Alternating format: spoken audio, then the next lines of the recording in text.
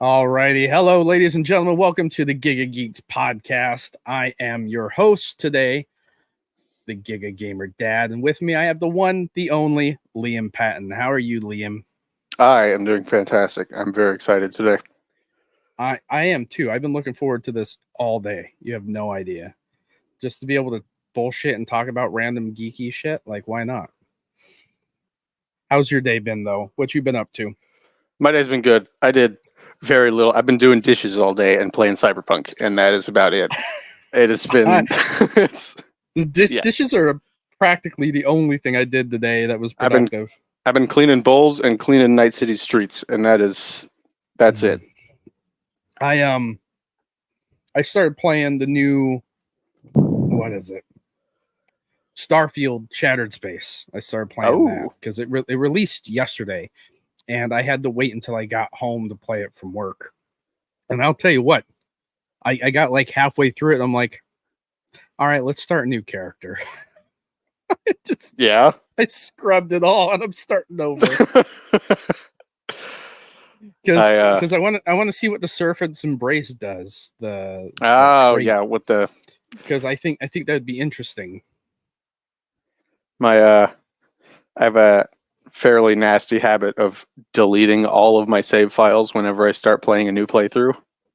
I did that too. Like, as soon as I started a new playthrough, I created my character because I have all the presets saved.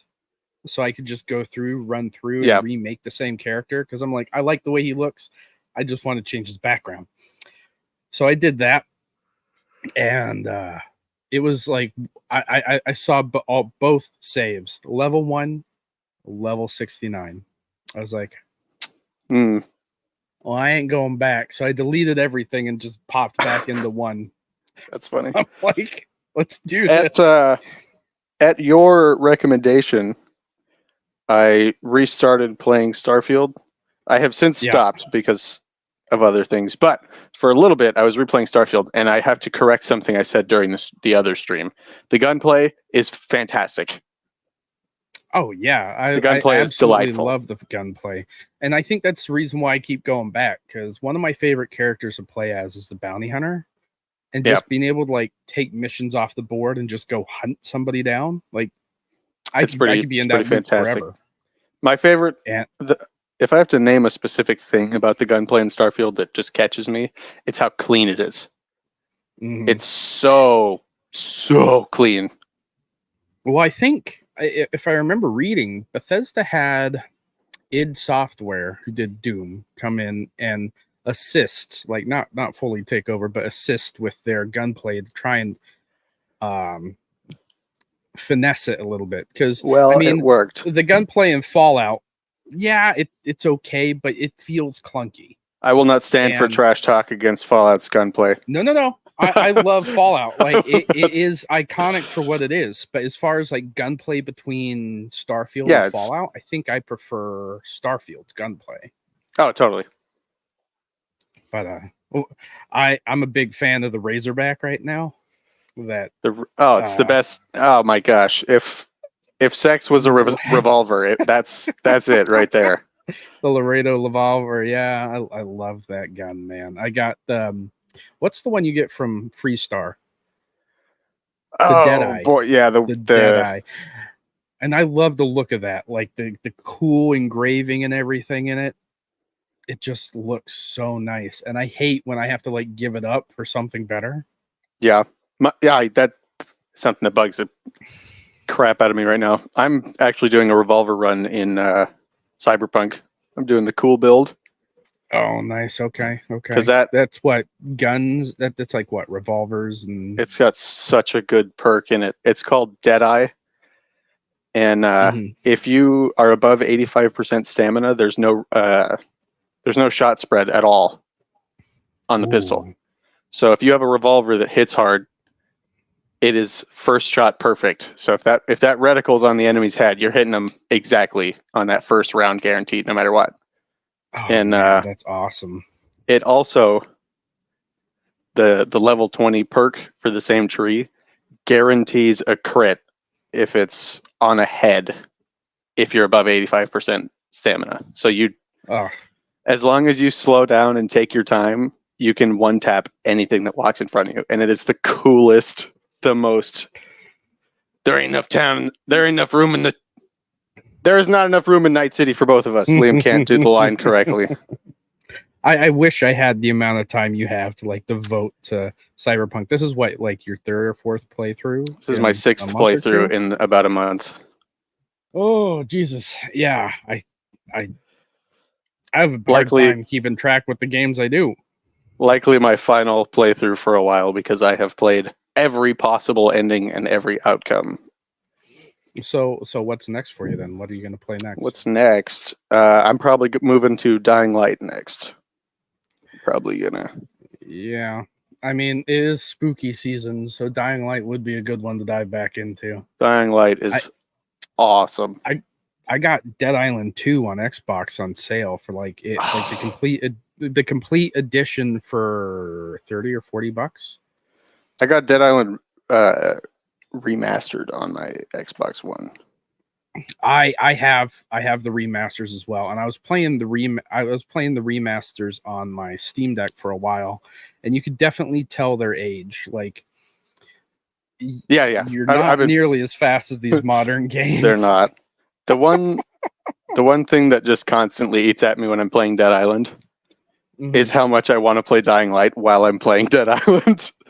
Well, I mean, the original devs are the ones that did Dying Light. Yeah, right? Techland.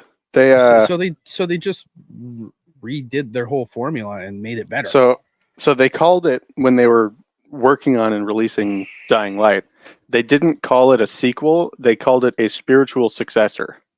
So it's basically what they would have made if they had had the resources and opportunity and technical horsepower to make the game that they really wanted to make. It would have been Dying Light. And so I'm like, yo, woo! Anytime I'm playing Dying Light, I just have this total. I remember when Dying Light came out, I was still in the Marine Corps, and my buddies and I were looking for something really fun to play.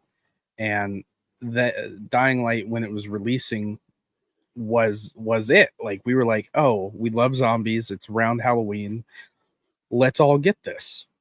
Yes. And I remember playing multiplayer, and then we were just running around killing shit, and then all of a sudden we get invaded by the Night Hunter. Yes, by a Night Hunter, and we got ripped apart. And it took us a little bit to realize that's another player, and we're like, holy shit.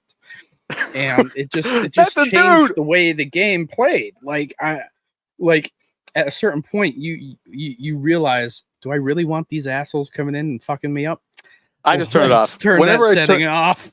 Yeah, it's really fun when you have like a party and you're with other people and like you can talk shit with each other.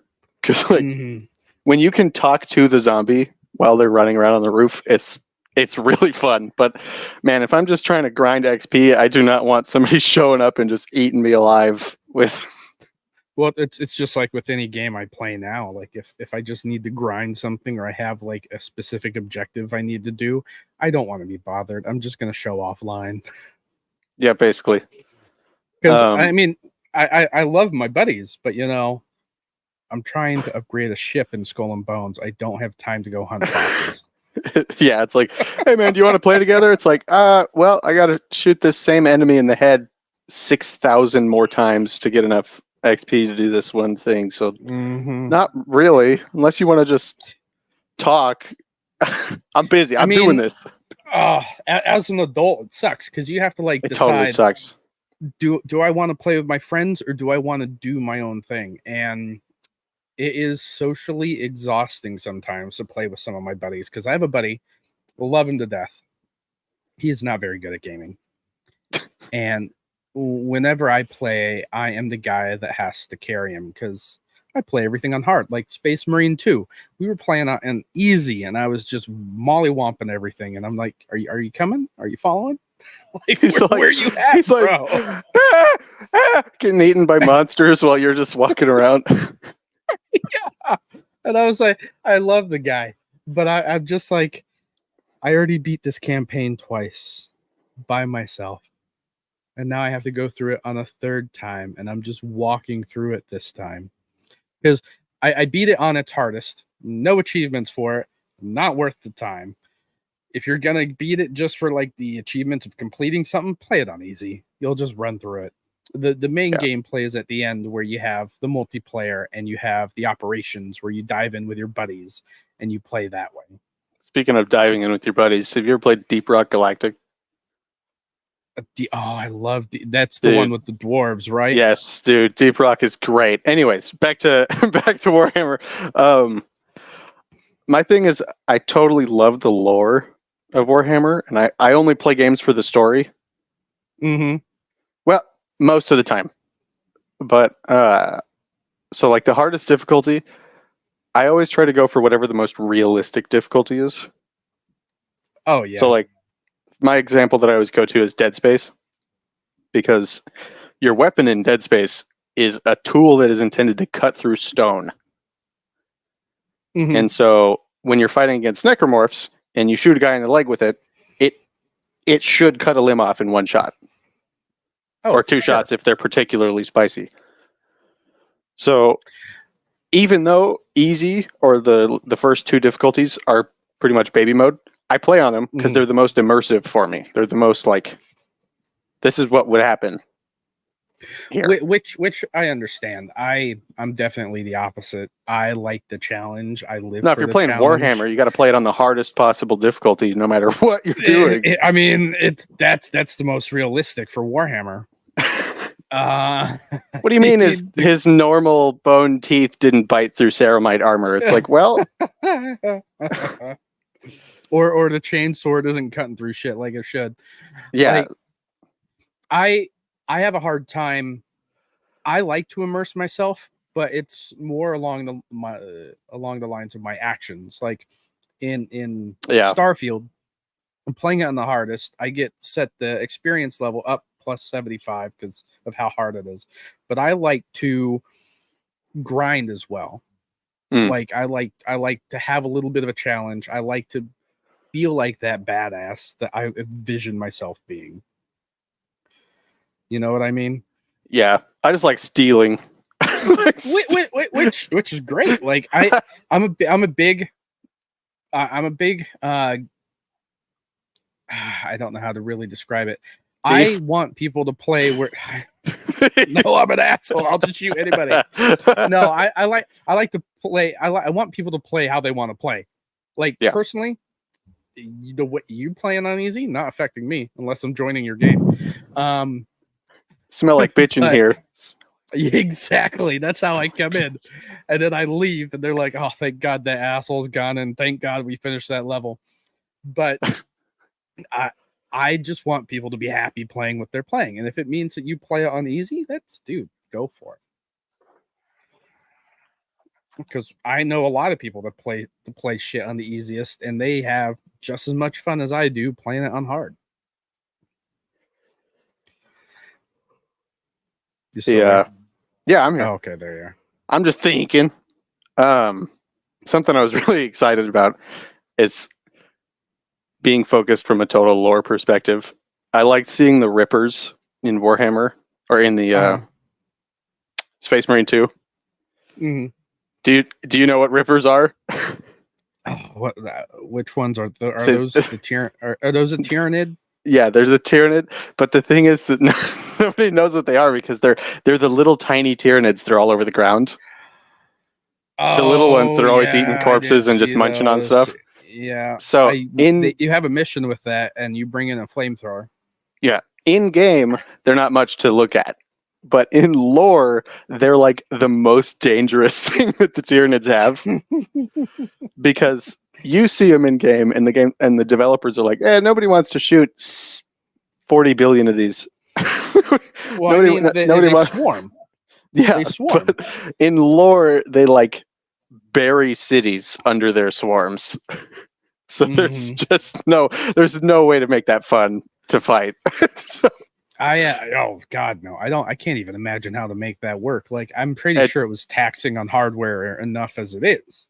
Yeah, it's like how do you render 1,000 bugs at the same time that are all have different little AIs? Well, I'm I'm fairly new into like the Warhammer space, because when I was growing up, Warhammer was always deemed that hobby for rich white men that wanted to play war games. Yeah, it's the plastic. It's the crack of tabletop gaming, or Yeah, pretty much the cocaine.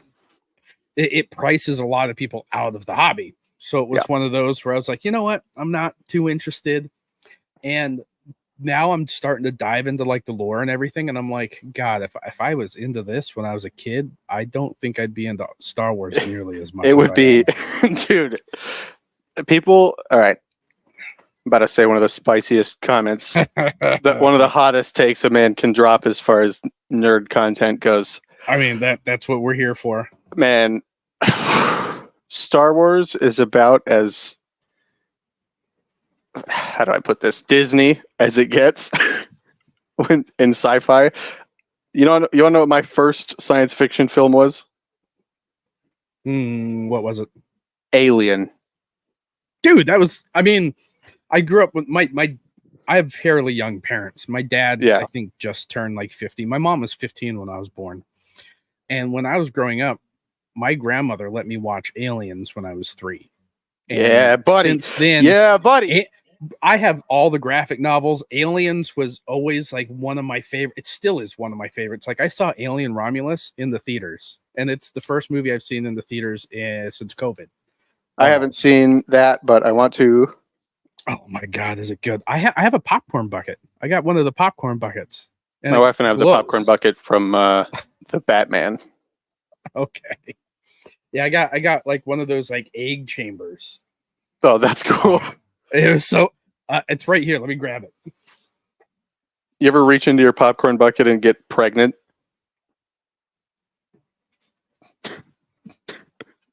I don't want to.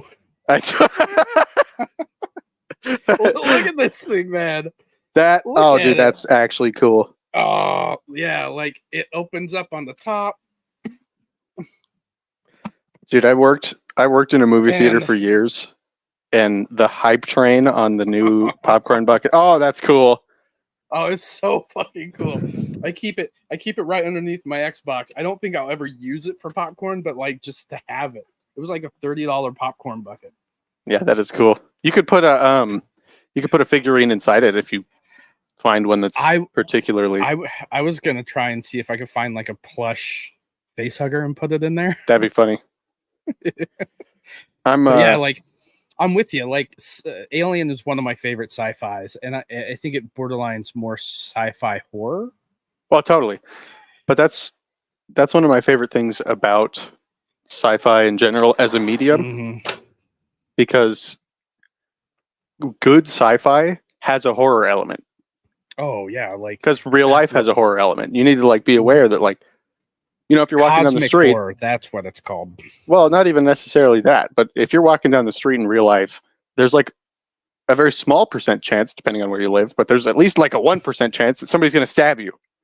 And so when you have something like Star Wars, there's not really that 1% chance that somebody's going to stab you. You got the weird, like, there's all these caveats, and there's these, we're on a rebel planet, so nobody's going to come after us. It's a very Training Wheels-y situation, unless you go to like the Mos Eisley Cantina, and then there's that fun sort of like we don't like to it. Guy. Exactly. I mean, we could do a whole episode on Star Wars, but I agree. Like, as much as I love Star Wars, I always feel like there should have been like a horror element. Like, there is a Star Wars book called Death Troopers. Yeah, with the never mind. It's like it's like a zombie virus. It takes place on like I think a space station or a Project Red Wing prison ship, and I can't remember. Yeah, exactly. And I want that. Like the horror aspect in Star Wars would like push it over the top for me, because I'm reading a lot of like Warhammer lore and watching a lot of videos, and then I watched this one about like a short story, and it was a horror-esque short story in the Warhammer universe. I'm like, this fits so good. And that's the thing is, it's like I want a generally fun universe with really, really dark corners. For sure. Like that's the it just like Ewoks Ewoks in Star Wars are fucking animals. Man, I want to just cook Ewoks. I want to barbecue Ewoks. Well, they'll barbecue you first. I don't care. A lot of people don't realize that the meat that everybody's eating at the end in the celebration, it's people. Stormtrooper. It's the stormtroopers. Like, you see them banging on stormtrooper helmets. Where'd you think they got those? Where did you get those? It's like, hey, we're eating long pig on Tatooine. Mm-hmm. Yeah, they there is in one of like this. I think it's Star Wars Tales. Like, they have a bunch of graphic novels, and one series is just a bunch of short stories. I think, if I remember right, one of them is an Imperial officer who has PTSD from the Battle of Yavin, and he's talking about the Ewoks and how like brutal they are, and it is just like it resonates with me. I'm like, I get that. Like, those. You ever seen a grown bastards. Man? You ever seen a grown man get skinned by a teddy bear? Yeah, like I think stories like that would be. With today's market, like, something that is needed. I don't need Star Wars to be PG anymore. I need it to be borderlining on the hard R, because that's what's going to keep a lot of us older fans in it, you know? Well, because there's something that I really hold on to as a writer, and as I'm kind of a sommelier of writing when it comes to stuff like that. I write and study like writing a lot. And something that I focus on a lot is multi-layered writing, where you want the surface of the story to be consumable to the general audience, and you want someone who digs deeper to have something to dig deeper into. Oh, for sure. Like a good example is, the whole Boba Fett ducking into the ship Slave 2 or Slave 1. I think it's Slave 2. Mm-hmm. This, I think it was not Slave 1. Slave 1. Yeah. That was the one he had. Yeah. So that they renamed the scene, because they're dumb. Yeah. So you have the scene with the stormtrooper bumping his head, and they wrote it in as an in-lore thing that he has to duck a little bit because he's prone to bumping his head on things with the helmet. Mm-hmm. And so in the scene where he walks into his ship, you just see him duck down a little bit extra. And so the general audience doesn't notice that at all. But if someone who does notice goes, oh, I get it. And well, I mean, it's probably hard to like have a situational awareness with something like that covering your face. Like, yeah, that's why I like the Halo helmets so much, because they're like a VR. You know that the glass on Master Chief's helmet is not transparent? Yeah, it's like solid, right? It's opaque. Yeah, like it can't be seen through. So it's it's like a camera. And he has a screen on the inside. I'm trying as far as I know. What else does that? I think Titanfall does something similar. Like, you see him put on his helmet and then it just bloops up with Doom 2016. Doom 2016. You put on the helmet and it like scans you, and then the helmet just disappears, which is awesome. That is such like a good game, man. That's another one I want to dive back into. I just like the infinite ammo pistol, especially with Doom Dark Ages coming out here in a bit. I gotta run through Eternal again, because I beat Doom 2016 on Nightmare, and I beat Eternal on Nightmare when COVID hit, but I never went into the DLC. Man, Doom. I got a bone to pick with Doom, but I don't know if it is total rabbit hole. We're skipping straight from like fun general audience Liam to like deep lore Pepe Sylvia crazy person Liam in one. I mean, are you going to talk about his rabbit dying and that's why he goes to fight the demons? No, dude, I'm talking about shit that nobody in the Doom audience. Oh, I don't know. It'll be torches and pitchforks on me. This is what this podcast is for. Let's do it. What do you All right. got? All right, boy. So, Samuel Hayden abbreviated is S. Hayden or Satan. Ooh, that's okay. That's interesting. Didn't even think about that. Yeah, they did it in some of the earlier Doom games too, where one of the characters will have some version. Like there was a guy named I think Lewis Cipher was one of the characters, Doctor Cipher, and so Elcifer was his abbreviated name. So it's fairly common in Doom for them to do that. But S. Hayden is the guy who helps you through Doom. Yeah, and, the robot. Yeah, but here's the thing: is he's not a robot. And no, he was like transplanted or something, right? Like even better, something with his brain. The only people with access to his past and his lore are people that he personally appointed in the UAC. So everything that's in his lore is totally suspect and potentially deceitful. Ooh. And then he kind of deceives you at the end of the game, right? Well, yeah, he tricks you and takes the crucible from you. That fucking asshole. Even better than that is in Doom Eternal, you fight the Makers, right? Mm-hmm. One of the Makers, so little lore spoiler / lore whatever the hell. The reason that the Khan Maker can't be reincarnated or can't be like reselected is because they lost the father, which is like the source of all the power of the Makers. Interesting. And so because they lost that object, it calls into question the entire state of the Makers. They are a decrepit, withering empire. So so I'm gonna have to play through 1 and 2 before I go into Dark Ages. When you kill the Khan Maker, her faceplate pops off, and you see that underneath her mask looks exactly like all the demons from hell, indicating that the Maker are either demons or the demons are the same thing as the Maker, just in a different place. So from a biblical perspective, all of the angels are angels, just some of them switch teams. So when I'm playing Doom and I see that happen, I go, oh shit, they're really making it like that. All the demons and all the angels are basically the same species. Some of them just have they're in a different culture and a different angle. I mean, isn't that kind of biblical in a sense where that kind of happened anyways? Like Exactly.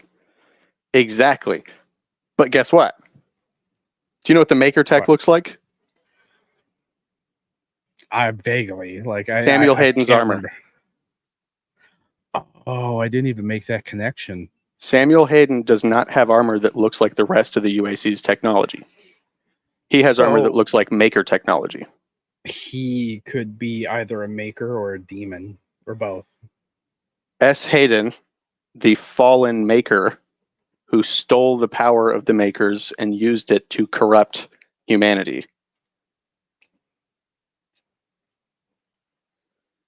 God damn, it's Lucifer. You see exactly what's going on there? That's some fucking great storytelling now. I'm going to definitely dive into that. It gets even nuttier because the Bible uses silver, like the metal silver, as the symbol for salvation and how salvation works. That's what, AU? No, that's gold, right? The SB is tin, I think. AU, silver. AG. And that actually perfectly leads into the other part. You ready? What's the other part? So the Lake of Fire I'm probably going to piss off a bunch of Christians too because they don't study the symbolism of their own book. But the Lake of Fire in real biblical prophecy is a physical place where people who aren't saved are purified into being the same as people who are saved. Mm-hmm. Do you know what the original name for silver was and why it's AG? Argentum. No. I was going to say, I think I've read it somewhere, but I couldn't remember. Argentum. Argentum. And so, why is it that the energy extracted from souls being tortured in hell in the Doom universe is called Argent Energy? I guess it's energy from the Lake of Fire. It is literally the energy of redemption. of that purification process. Now, that is so interesting. In Doom, guess who tells you that it's just a power source? Hayden. Not one other thing in the Doom universe tells you that it's a power source. All it tells you is that the makers desperately feed on extracting it and bringing it into their dimension. So it's either, if you trust the rest of the context clues, the purified souls of people who went to hell, or if you trust Satan, just a power source that just makes you stronger. I'll be damned. So I go nuts when I'm reading the lore. That's why I focus so hard on, like, I want the surface level story to be fun, and I want, when you dig deeper, for there to be stuff for you to dig into. I always appreciate lore like that, but the world has to be interesting for me to do that, and that's why, like, fun. Yeah, like, I've been really getting into, like, the Warhammer video games. Like, yes, I don't have any of the miniatures right now, but I figured what's the easiest way for me to kind of, like, get into this. And so I was like, you know what? I don't have very many of them. Let me buy them. So I bought, like, Space Marine Anniversary. So I beat that on my Steam Deck. I bought Space Marine 2, beat that. I bought a CRPG Rogue Trader. I bought it twice. Like, I had it on my PC and my Steam Deck, and I don't like playing it on there. So I bought it for my Xbox, and I'm waiting to play it on that. Yeah. But then I bought Chaos Gate, I think. And I'm not a big fan of Age of Sigmar. However, I do have, like, Total War, Warhammer 3, and Rat. What's the other one that just came out? It's like Vermintide is fun. I don't mind Vermintide. Vermintide's not that fun. I like Darktide. Darktide's cool. Darktide's cool. I've been playing as an Ogren, just smacking thick bitches. Lad. Yeah. I just like that you throw the box at people. Oh, that's great! Like the box of grenades, just like, yeah, dude. Just throwing things is my favorite thing in video games. I'm a big fan of up close and personal. I like to hit things. In Halo Infinite, I mastered throwing the cubes at people. That is the pinnacle of gaming to me, is to just pick an object up and bullseye somebody in the head with it from a huge distance. I never played the story for Infinite. Oh my gosh, it's great. It's okay. It's one of those things where I got sidetracked. Like, I wanted to go through Halo 1 all the way up to Infinite, and I got halfway through 1 on what's the hardest difficulty? Legendary. And I was like, I'm done. Done. Because that's, like, one of the hardest games I've ever played. And I'm doing it, but it's taken me hours for one level. And I'm like, this is insanity. This isn't even... this isn't even fun. Kind of difficulty, you know what I mean? Yeah, the way I break it down is Halo 1, 2, and 3 combined. If we're talking about them combined, not as separate games. Halo 1, 2, and 3 as a series is as good as gaming gets. I will die on the hill that is, because the pacing, all of it, it's so good. I was gonna say, I know there's Mass Effect fans out there that want to fight you right now. Mass Effect fans can fight me because I have an even deeper bone to pick with Mass Effect than I did with Doom. Oh boy. Oh boy. I will turn that chainsaw off before it revs up any further. But the thing about what was I saying? You got me stuck on the Mass Effect. Halo. Thank you so much. Okay. Halo 1, 2, and 3 put together. The most I'll give anybody is that it might tie Halo 1, 2, and 3. Mm-hmm. I'm not saying it's the only one at the top, but it's absolutely at the top. I mean, what, 5 is at the bottom? I heard Actually, 5 was terrible. I love Halo 5, and it's for reasons that nobody likes and nobody will listen to anyways, so I'm just going to leave it to myself. It rhymes with Spartan. It rhymes with Spartan butt cheeks.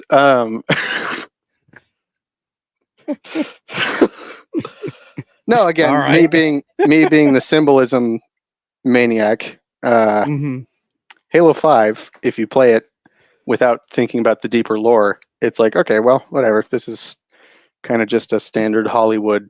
We need to figure out how to keep this series going, so we're going to put in some weird sci-fi plot thing. Hey, I got DC the Trash Panda in the chat saying that she wants to hear what you got. About Halo 5 or? Yeah, about Halo 5. All right, let's roll.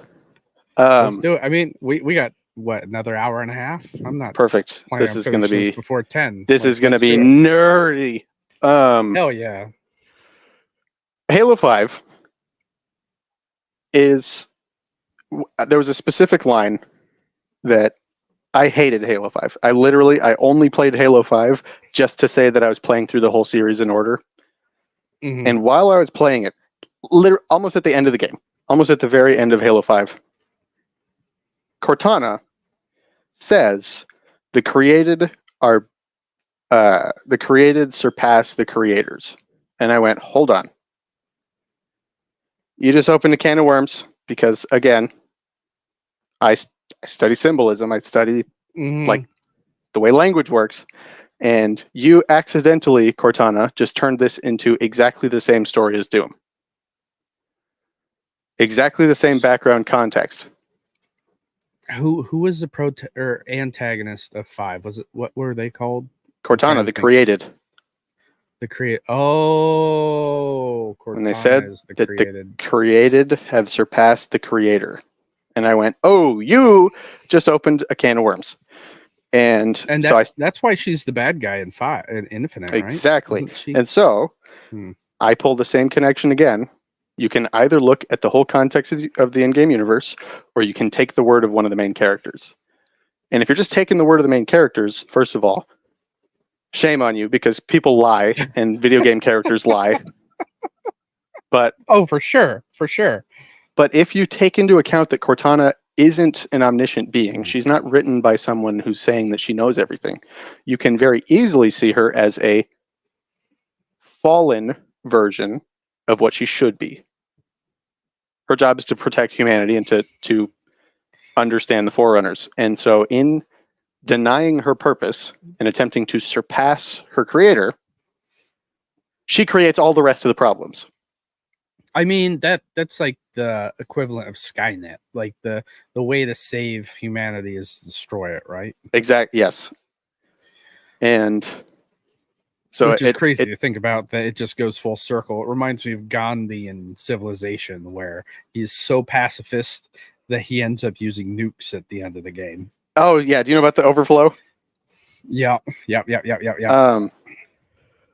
What's really, really funny is they added that in later games as like a permanent thing. It's even cooler. It's even cooler because in real life, Gandhi actually, Gandhi is one of the greatest proponents of the Second Amendment in human history, and nobody knows about it. I won't dive too hard on that, but it's really cool if you study what he actually thought. Real Gandhi was way closer to Civilization 6 Gandhi than anybody thinks he was. I've always looked at it as like, or Civilization Gandhi. Yeah, like I got my wife to play Civilization, and it was because of a talk that they had in college at the time about Gandhi and how everybody was like, "Oh yeah, Gandhi's an asshole because he'll nuke everybody."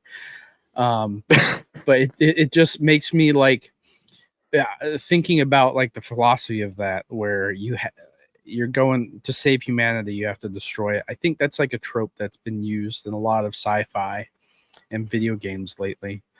Yeah. Like I don't I not in Doom. I don't notice that in Doom, but when you're playing like a Terminator game or Diablo or something like that, like the whole purpose is to wipe humanity, because guess what? That's the only way you're gonna redeem them. The only exactly. And it's actually almost exactly the same thing as said in Doom. It's just they're more blunt about it, so it's kind of a so big it's hard to see thing. Yeah. I mean that's my point. Like I didn't see it as much, whereas like in other forms of media you can actually read between the lines. Oh, I mean, yeah. Terminator comes out, writes out, says it. But for like other things, like it's not something you're going to pick up on until you're actually looking at the bigger picture. Definitely. My I don't want to just totally harp on religion the entire podcast. This is a nerd podcast. It just, unfortunately, it happens to be that part of the reason I'm such a nerd is because it has so much theological symbolism in all the stories. I mean, I think all like good stories have a level, whether it's real or fake, when it comes to theology. Like if we look at Star Wars, like the Force is kind of that theological entity that exists that people believe in. You know what I mean?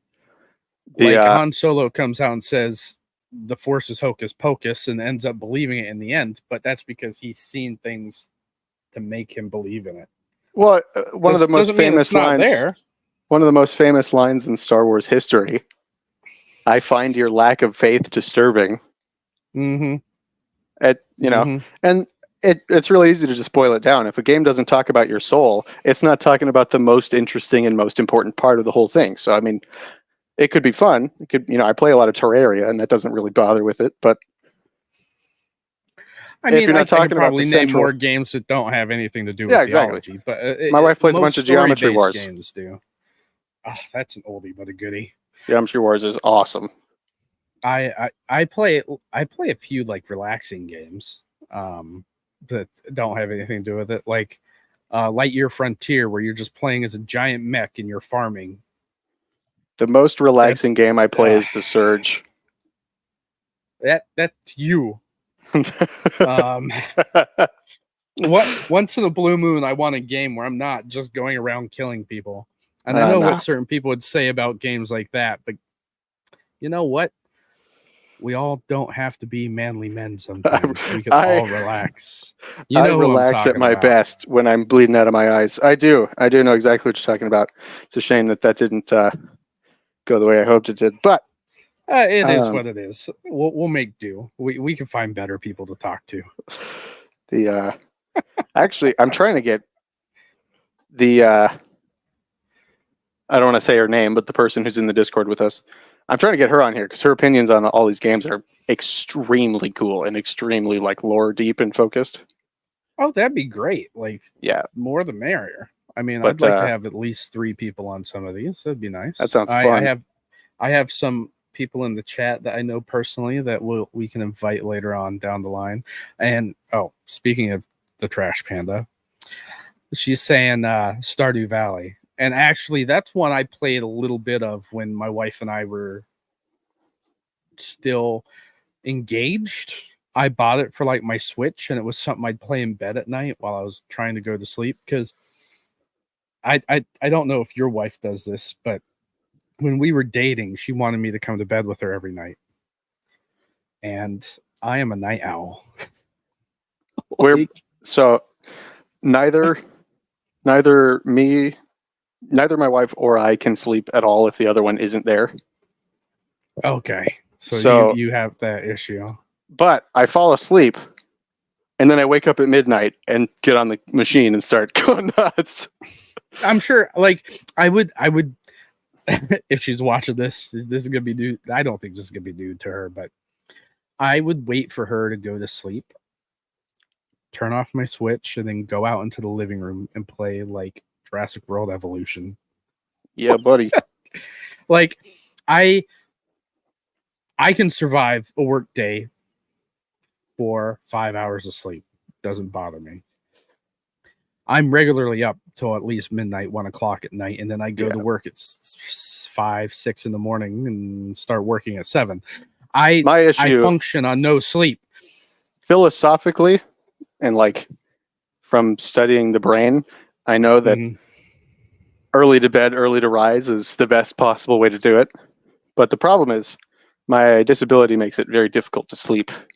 So I'm sort of involuntarily an absolute gamer legend, but there's a reason why. Yeah, there's a reason. I'm not just like getting up and doing it. I wake up and I go, well, time to shoot the shit with Johnny Silverhand for a little bit.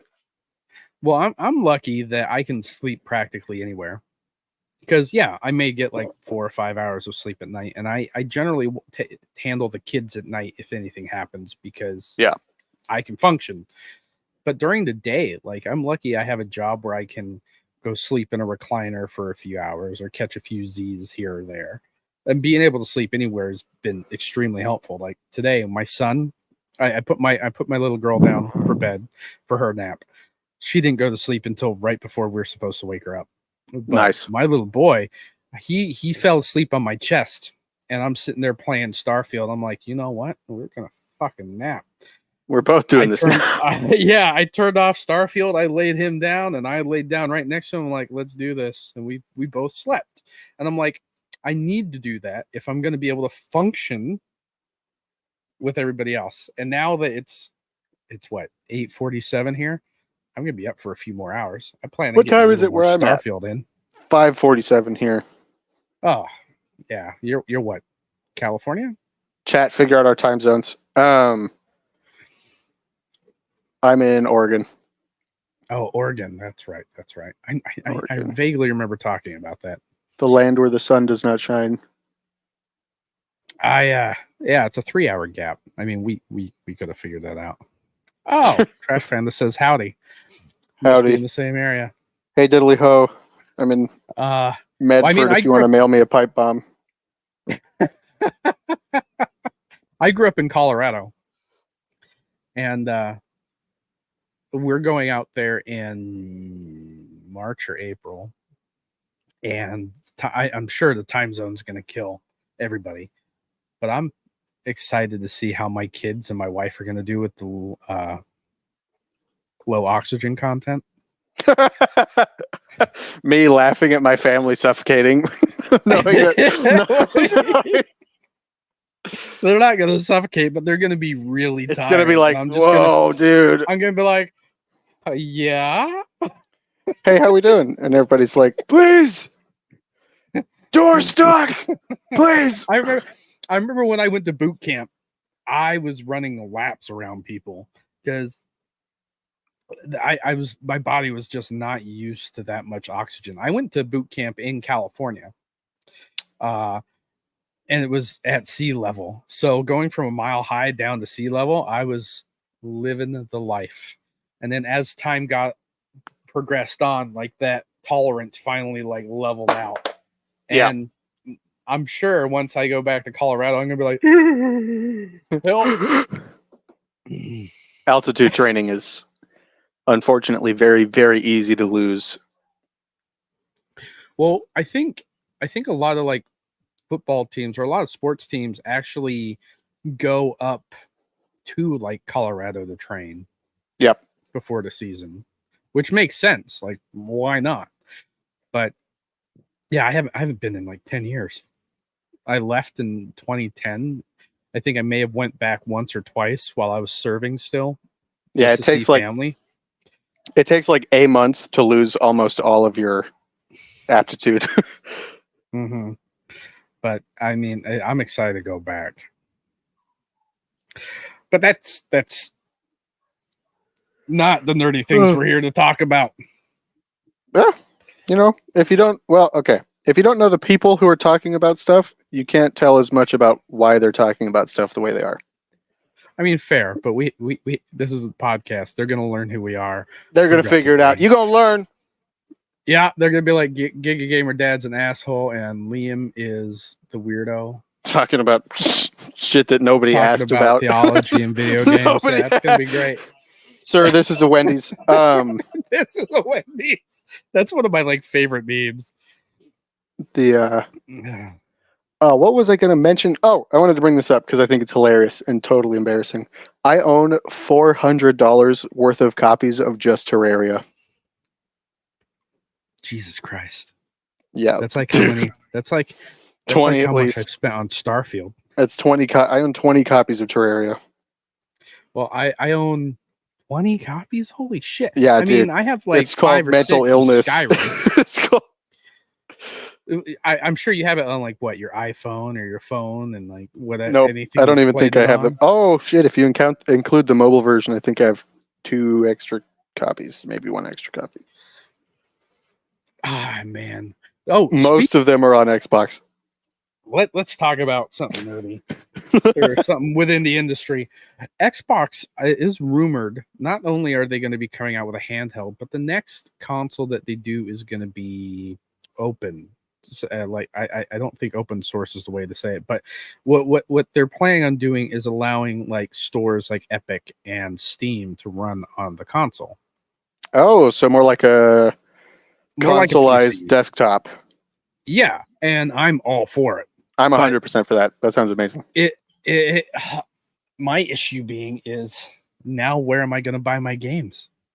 Like, the conundrum being is I'm always buying games multiple times. Like Starfield, I've bought the premium edition, which is $100 twice, once for my Xbox and once for Steam because I wanted to play it on my Steam Deck without installing Windows and go doing bullshit, who knows what. And then I bought like Age of Wonders 4, I bought twice. Dune: The Spice Wars, I have twice. Like Spice Wars is cool. I like RTSs in general. Oh my gosh, we're gonna have to get on some Halo Wars and see who can get. I haven't played in a while. I love Halo Wars. Halo Wars. You ever play Jam? You ever play? My skin just prickled up when you said that. You ever play? You ever play Supreme Commander 3 or 2? Oh, a long time ago. I think it's still in my library. Supreme Commander 2 and Halo Wars, and we will see who is the champion at the top of the pile after that. I mean, we're friends. I think we should just fight with each other. Yeah, but dang it. I hate that. All right. I don't have a single person in my entire life who fights against me in RTS games because in their words, it's just not fun to lose that hard every time. Hey. I will do my damnedest. Do it. Let's go. Guys. Let's go. Let's see what we got. I'm down to install it. I love fucking Halo Wars. That's actually one of like the only RTSs that I keep permanently installed on my Xbox. Halo Wars 1 Cutters ODSTs are the most goated ass unit so ever. Powered. When Halo Wars 2 came out, I played Atriox because I'd rush all the bases and just build massive production. And then Kinsano came out and I'd rush those flame warthogs like no tomorrow. So I always play my favorite character is Colony. Colony is I'm not good disgusting. With him. He's wicked though. Colony is disgusting. Absolute. So something that it's my favorite thing in the world. This is something that I love about RTS games, and it's something that I like about life in general. And I'm looking at my garden right now because I'm growing mint. And originally we were growing things that aren't mint. And I have just kept propagating the mint throughout the garden, and it's just taking over the whole garden because I can't stop myself because it's so fun to watch it grow. But my thing that I was doing games is, and it's the reason nobody plays with me, if you let me dig in I can hold ground like a death grip. And like a turtle. Yeah, dude, I am the hardest turtle in gaming. And my friends are like, we got to kill his ass immediately at the start of the match, or he's just going to dig in and it's over. But the thing I love the most about Colony for that reason is that it's like his combat repair, leader power, gives him constant slow health regen at all times. Yeah. Even in combat. So I'm like, I'll just build one Scarab and 20 engineers, and it's just an unbreakable push that just, there's nothing, unless you match your whole army up against it at the same time, there's just no way you can take it down. When Halo Wars came out, my brother and I would play, and I was usually the guy that would deal with like a lot of the ground forces. My brother was artillery. He would set up in the distance with all his Kodiaks, and I'd be going in there to start swarming, and he'd kill the objective. Like, he'd destroy the base with his artillery while I was trying to deal with the personnel. And so one of the stupidest rank. Oh, rank, yeah, dude. That's why I said we should play together.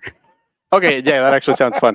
I have a third buddy that we can play with for ranked online. Yeah. But I don't know how like the servers are. I guess the servers can take a lot. Playing. The servers are full and ready for abuse. Yes. Oh, beautiful. Halo Wars 2 is bumping for ranked. We are absolutely going to get our shit pushed in, but it's that's the fun of it. Like, that's the best part. One more game. We were playing with a level 99 player. Woo. And I have never lost a match so fast in my life. The match was over in 5 minutes. Well, I think another crazy thing to know about Halo Wars is it's cross-play. Like, you're playing against PC players just like you are console players. I don't know if you can turn it off. I have no idea.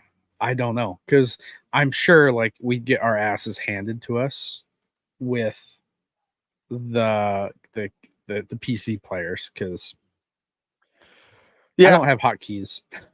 Well, but as far as how I'm gonna play, it's gonna be with the console. My thing is, I just play like an idiot. I play as dumb as I can because I'm just there to have fun.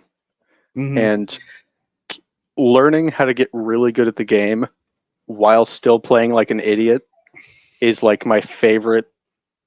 Like, I only have one move. I only know one trick, but I'm so good at that one trick that it's like I'm basically AFK and winning at the same time. And it's the most delightful thing in the world. What was I gonna say? The older I've gotten, the more I realize that fun is what's important to me. Because in the competitive scene, that's what I was there for. I wanted to compete, and then I get mad at myself for losing. Yeah, and it's like, well, what? Like, if I like competitiveness, but I'm not going to be upset if I can't get to the level that everybody else is. Yeah.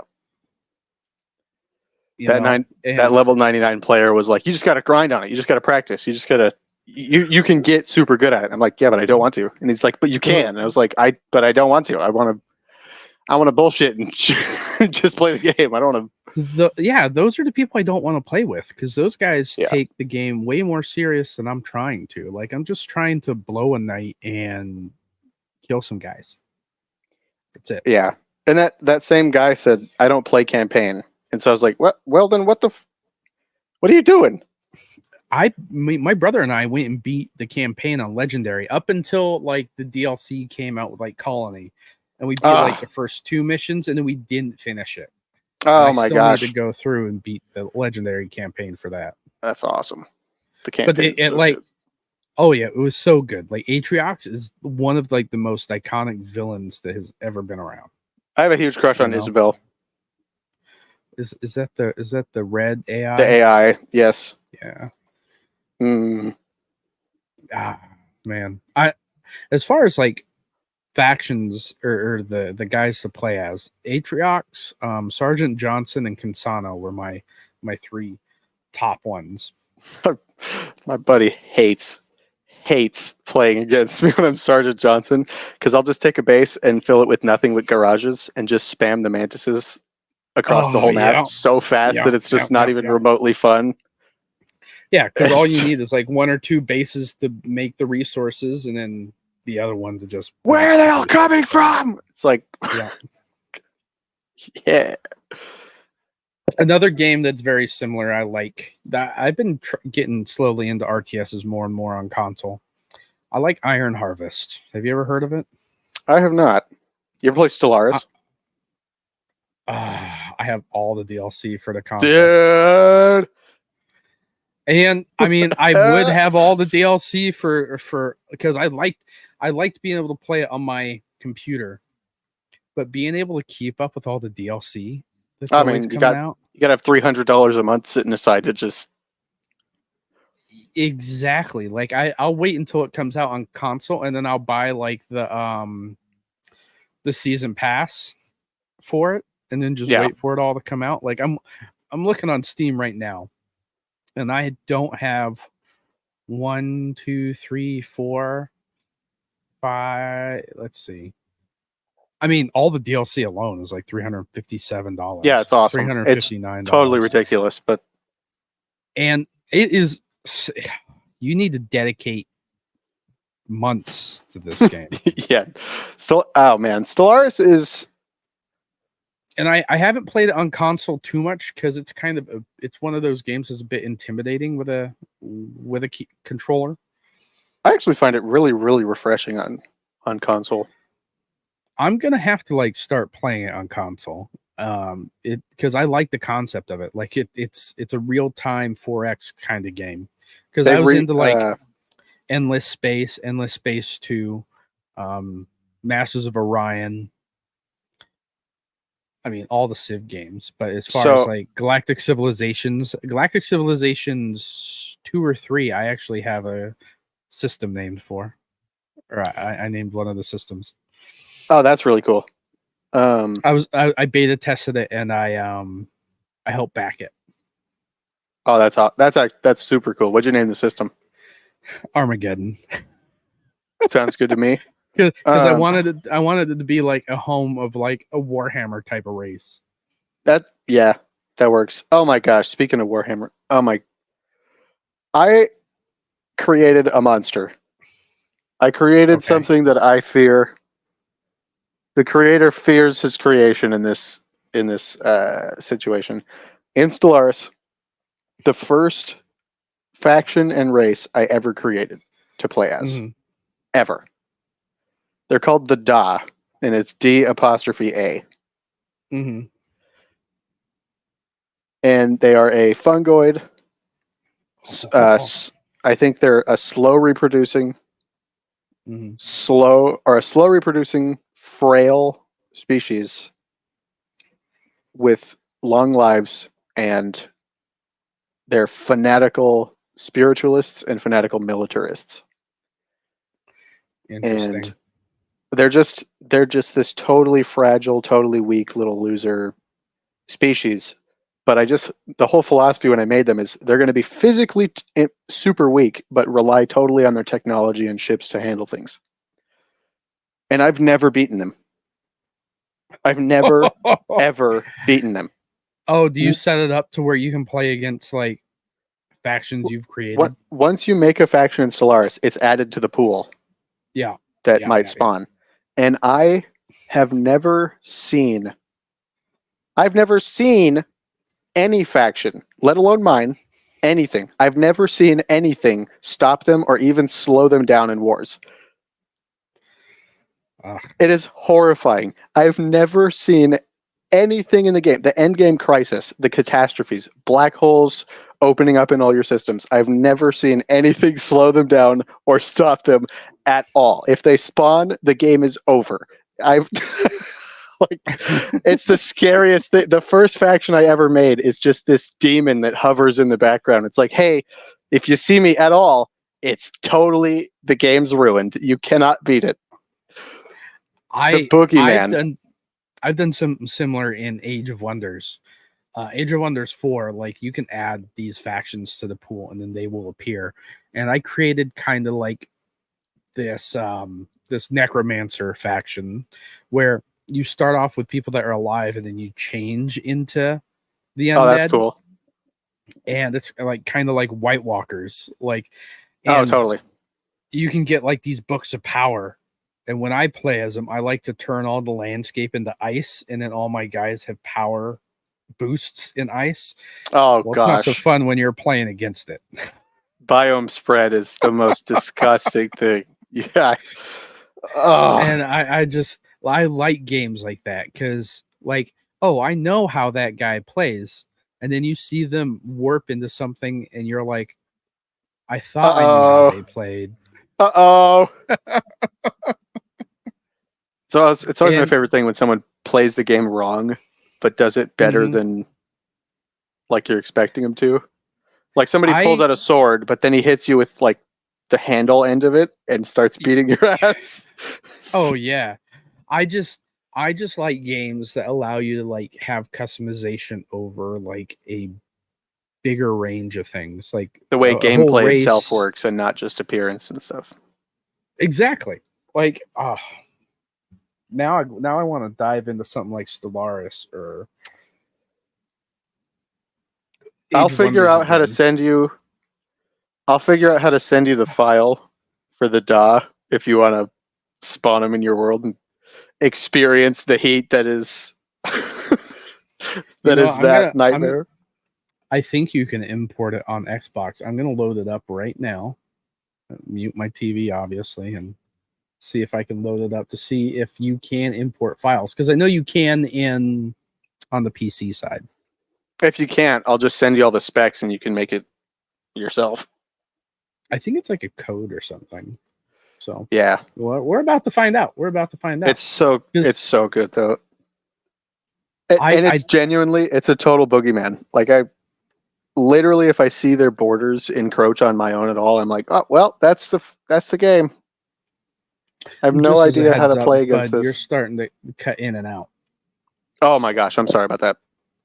You're fine. I just want to give you a heads up before it gets worse. How about now? Say something. Something. There you go. Sounds any better? Perfect. Yeah. I had a window open and some noise cancellation stuff was going on. So where the fuck? I'm sure I had it installed. I thought I did. Console edition. No, hello, I don't have it installed. Yeah. I can hear you. No, I was saying hi to Koyos in the chat. That's my uncle. Yeah, I don't have it installed. I don't know why I don't have it installed, but it's like get ready for the 72-hour download. Are you kidding me? It's going to be installed in a few minutes.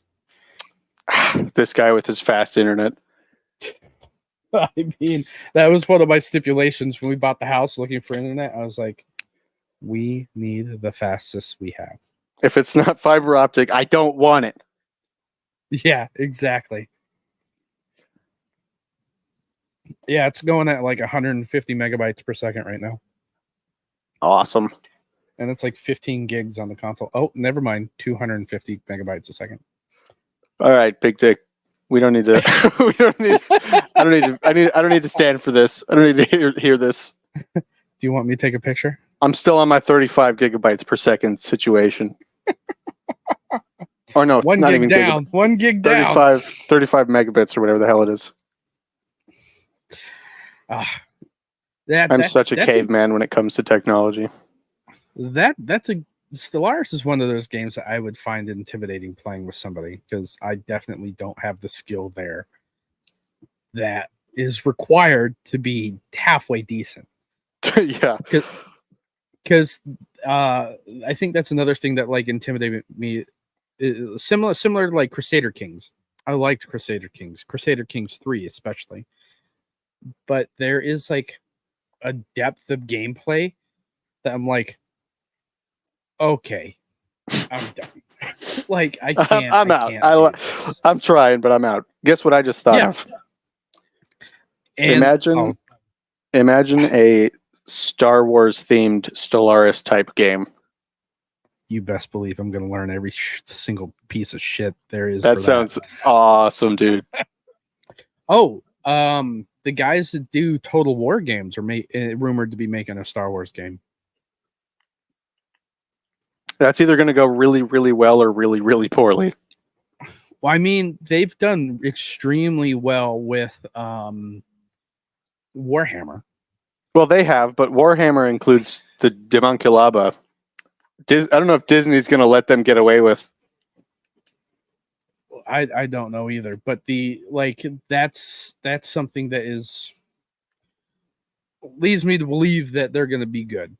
Because I remember Empire at War. Have you ever played that?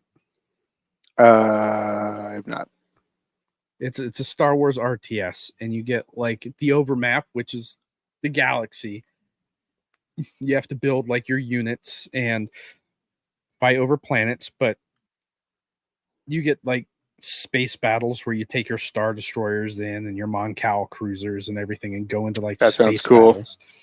And Do you know then who the you go Mittani into is? like the ground forces. Do you know who the What? Mittani is? Who? The Mittani. No, I don't. Dude, okay, so you know EVE Online? I hate to break this to you, but you're really breaking up again. Oh, man, okay. Do you know the game EVE Online? EVE Online. Yes, Yeah. I do.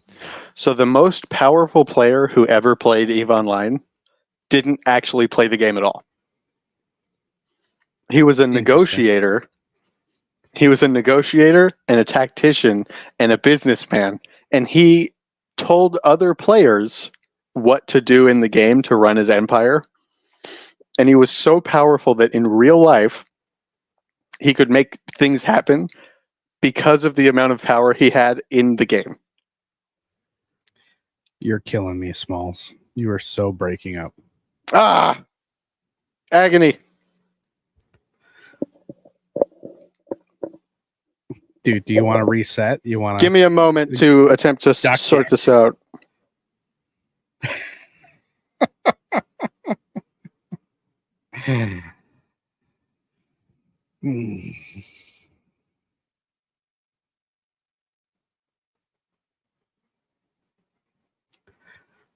Well, Chaos, the K guy, 1031. I can't hear him. Must be the bougie interwebs. Nah, that's not it. He was fine earlier. Let's see what the chat has. Other than the one weirdo talking to me.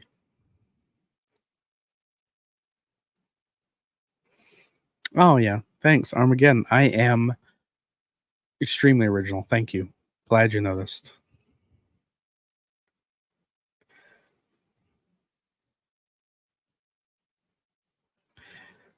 Oisk.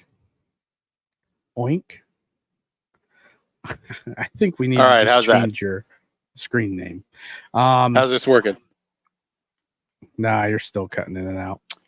It might be me. Man, it might be me. Fuck. I don't know.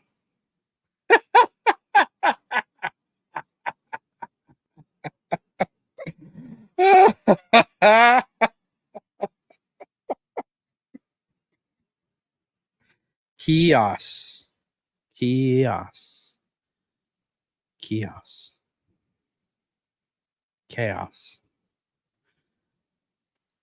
I think your name should have been Chaos Ken.